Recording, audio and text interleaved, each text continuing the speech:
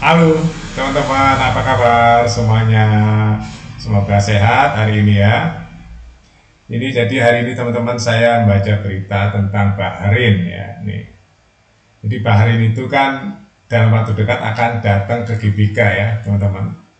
Jadi kalau menurut saya ya ini berita yang dijelaskan oleh Ketum PSSI Erick Thohir ini juga kaget ya kenapa Bahrain seperti itu perilakunya ya, mengirim AFC untuk mengawasi pertandingan timnas Indonesia atau timnas Bahrain ketemu timnas Indonesia di GBK nanti teman-teman tanggal 25.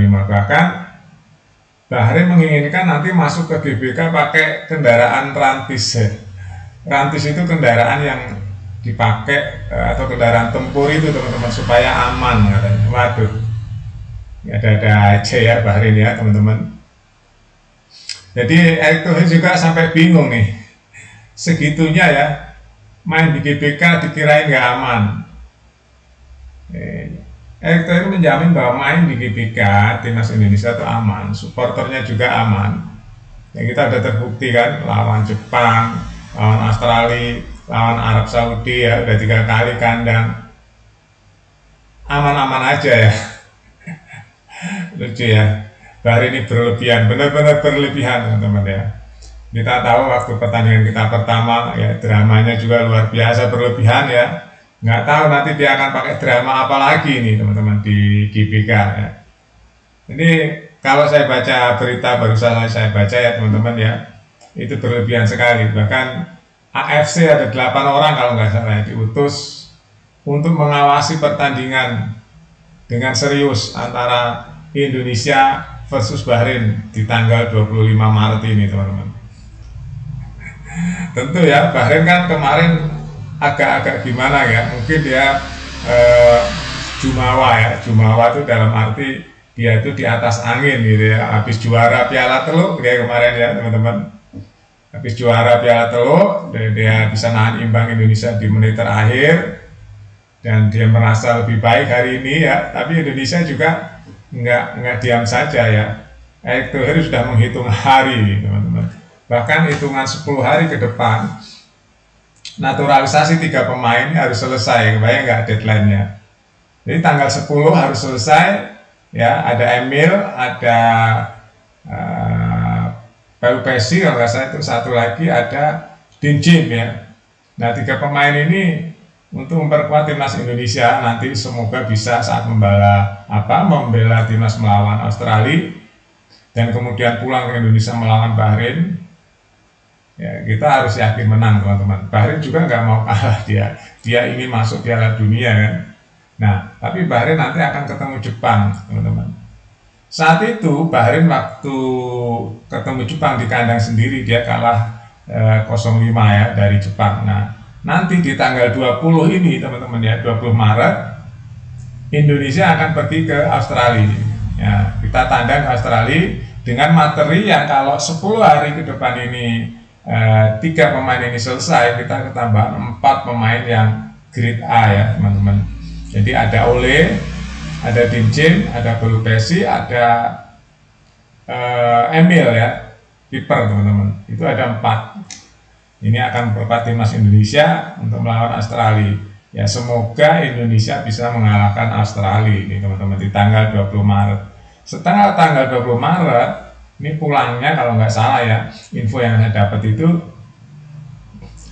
Erick akan mencatatkan pesawat. Begitu selesai pertandingan, ya barang-barang itu langsung disiapkan, langsung pulang.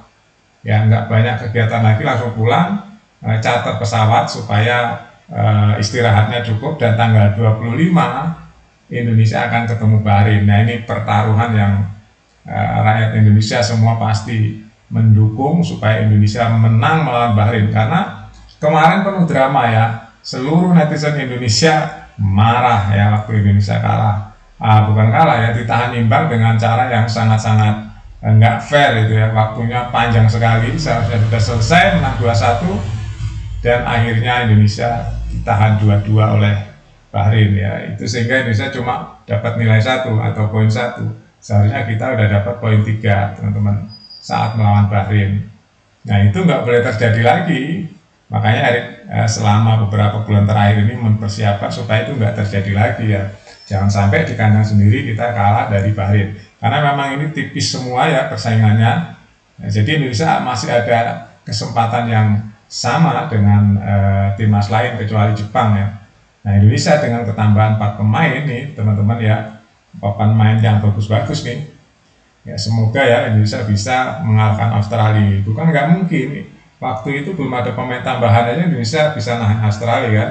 Nah sekarang dengan tambahnya pemain-pemain yang berkualitas, kalau Indonesia bisa mengalahkan Australia di laga tandang, nah itu kepercayaan diri pasti meningkat drastis teman-teman. Nah kembali ke Indonesia lebih pede lagi, nanti akan ketemu dengan Bahrain ya. Nah kalau Bahrain kalah, kita menang melawan Australia, menang melawan Bahrain, nah itu udah 12 teman-teman.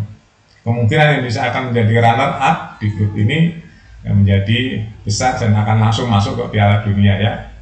Ini yang diharapkan seluruh rakyat Indonesia. Kenapa kok peluang besar ini harus digaspol ya, dimanfaatkan ya. Jangan sekali loh ya, peluang besar tinggal 1 langkah lagi Indonesia kalau bisa mengalahkan Australia ya, dan mengalahkan dan menang 2 pertandingan terakhir, Indonesia bisa posisi kedua teman-teman. Ya kalau udah posisi kedua nggak perlu lagi ikut kualifikasi yang keempat teman-teman, langsung masuk ke Piala Dunia dan ini sejarah. Nah skenario-nya seperti itu ya teman-teman. Tapi kenyataan bola itu di lapangan kita harus benar-benar menjaga asa, ya, menjaga harapan, harus semangat bahwa kita nggak boleh ya mengunderestimate lawan. Contohnya waktu kita lawan Cina dulu dia di atas kertas kita seolah-olah bisa mengalahkan Cina, ternyata kita dipecundangi di awal-awal pertandingan untuk ngejar sulit sekali teman-teman. Ternyata Cina seperti itu kuatnya. Nah ini nggak boleh lagi. Makanya dengan penambahan pemain-pemain yang bagus ini teman-teman, semoga Indonesia bisa mulus ya. Ini harapannya teman-teman. Tapi ya di lapangan nanti tim yang lain juga kan nggak mau kalah ya. Seperti Australia, Bahrain. Bahrain udah jelas nih, ini dia pede banget nih teman-teman. Pede banget, segala macam cara digunakan ya. Bahkan provokasi-provokasi sudah dimulai nih. Ya, wah sewor juga sudah dimulai. Bahwa di Indonesia nggak aman, main di GBK mengerikan katanya. Aduh, ini benar-benar sewor ya teman-teman, provokasi. Tapi saya yakin supporter timnas Indonesia juga nggak terpancing ya, dia akan tertib ya, supaya Indonesia benar-benar friendly ya, dianggap oleh dunia benar-benar layak untuk mengadakan satu event-event dunia teman-teman. Jadi kembali lagi teman-teman, Bahrain hari ini berulah lagi ya.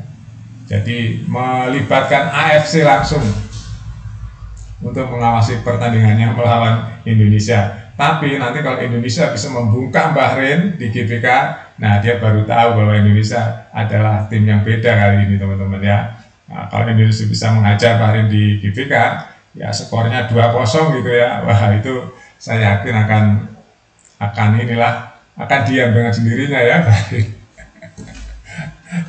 Jadi menarik ya teman-teman, kita akan bicarain bola hari ini. Karena apa? Karena memang kecuali Jepang ya, ini kita ketat sekali di bulan Maret ini. Nah, ini adalah event-event penentuan ya bagi timnas Indonesia teman-teman. Di pertandingan 2 laga melawan Australia dan melawan Bahrain, ini adalah event yang sangat menentukan Indonesia mau kemana nih timnasnya. Nah, dihadapkan pada Piala Dunia 2026, apakah kita bisa masuk langsung ke Piala Dunia 2026 atau kita berada di putaran keempat. Ada 2 pilihan nih. Kalau bisa gaspol ya gaspol aja ya teman-teman, langsung masuk runner up sehingga nggak perlu putaran-putaran yang lain lagi, langsung masuk Piala Dunia dan itu akan heboh sekali nanti netizen Indonesia. Oke aja teman-teman ya, kita update nanti berita-berita yang lain tentang Bahrain nih. Bahrain benar-benar bikin Erick Thohir merasa aneh gitu ya. Erick Thohir aja merasa aneh, dia udah jamin semua keamanan ya, main di GBK itu aman, tetap aja dia nggak percaya teman-teman. Oke terima kasih teman-teman, kita update selalu berita-berita terbaru di Buat Makan TV, sampai jumpa.